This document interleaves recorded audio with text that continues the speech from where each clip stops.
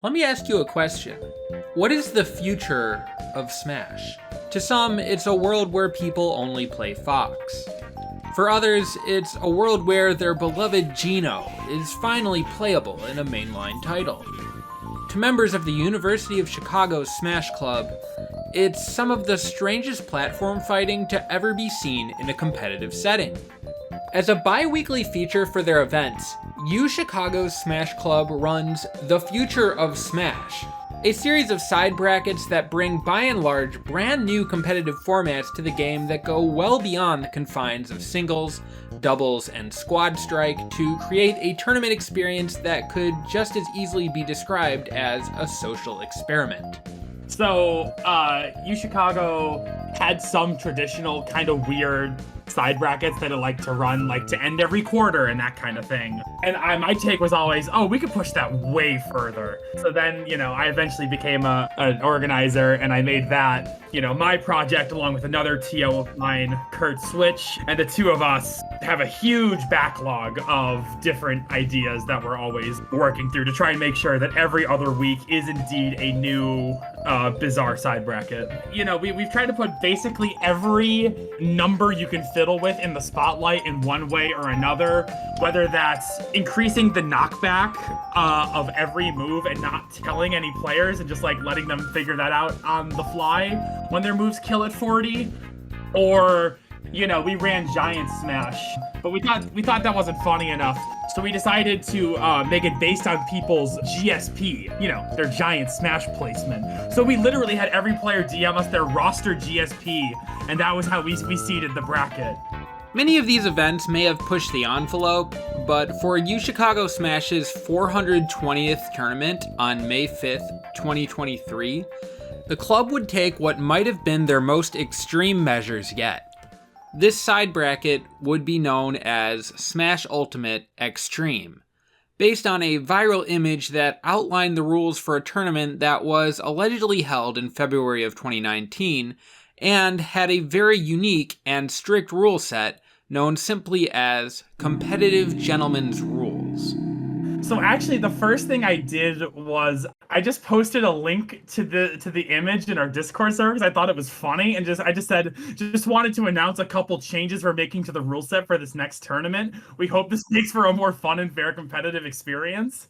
And then we decided, wait, what if we did that? So for the last tournament of the year, or maybe it's penultimate, either way, we ran this to the word. And if you consider the ramifications of what that means, that's a lot of restrictions. The whiteboard was filled top to bottom with rules that people could barely even take in. And people adored it. They hated it, but they loved it so much. While allegedly meant to create a more fair and honest competitive environment, this rule set makes many choices that go counter to the traditional tournament format. Players are not allowed to swear.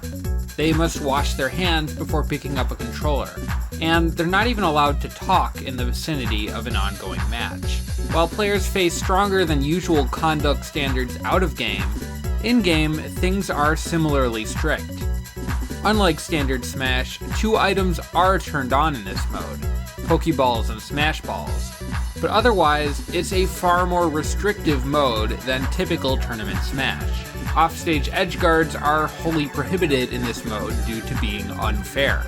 Directional air dodging is also banned due to its use in wave dashing, an unfair technique. And players must also play the same character throughout the course of the tournament. Any attempt to change character between games or sets competitively is considered breaking the rules. All Echo fighters, alongside Bayonetta, Chrom, Mr. Game & Watch, and Duck Hunt are banned, as is Pokemon Trainer due to the restrictions on character switching. Counter moves are also banned, as is Snake's Missile, Isabelle's Fishing Pole, Shulk's Minato, Greninja's Side B, and the use of any and all up B moves on stage. Spamming projectiles and smash attacks, which the rule defines as using more than 15 of either in one game, is also prohibited. Breaking a rule once results in a game loss for the rule breaker. And if the rule breaking is serious enough or repeated, it also results in a disqualification. Like, we enforced no talking when there's a match going on. We forced people to leave the room to do stage bans. We had TOs counting projectiles and smash attacks, because of course spamming is not fun and not competitive. People actually got DQ'd for character switching because they just kind of forgot later in bracket. The absolute best story of running this rule set was the mandatory hand washing before picking up your controller. If you ever put down your controller, you had to, when you play a set, you have to go wash your hands. And you have to take a TO with you so they can actually see that you wash your hands. There were people who got DQ'd based on it. Word got out about this event happening because people saw like 20 gamers going to the bathroom to wash their hands over the course of a half an hour. And they're like, what the hell's going on? Was there a food poisoning case? But no, it was just people being cautious, you know? Because if you ever put down your controller and anybody caught you pick it back up, you were DQ'd. So we held people to it. But all the players very quickly started holding each other accountable. And I kind of shifted from TO to referee, kind of being called out into the hall as they explained to me what happened. Despite being such an unusual bracket, this event saw attendance from some of Chicago's best players, like Ice Knight and Vidrocker. Vidrocker would eventually win the event in the end, not through superior play as much as through better following the rules. For what it's worth, the final game, I believe, was decided on a DQ for accidentally air dodging out of a Staryu blast. But yeah, I know I won that event because all I did was just like bait people to directional air dodge and just call them out on directional air dodging. That's all I did. I just basically just camped them.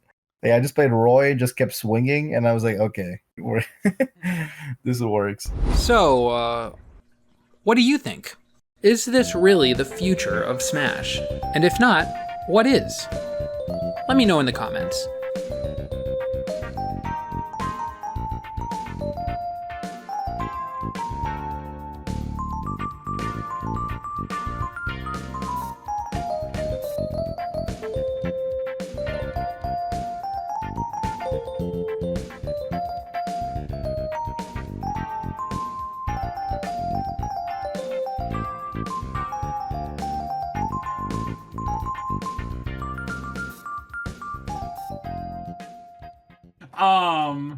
So 1, 2, 3, 4, 5, 6, 7, 8, 9, 10, 11, 12, 13. And if I recall, Grand was decided on DQ. That's 14 DQs in this bracket.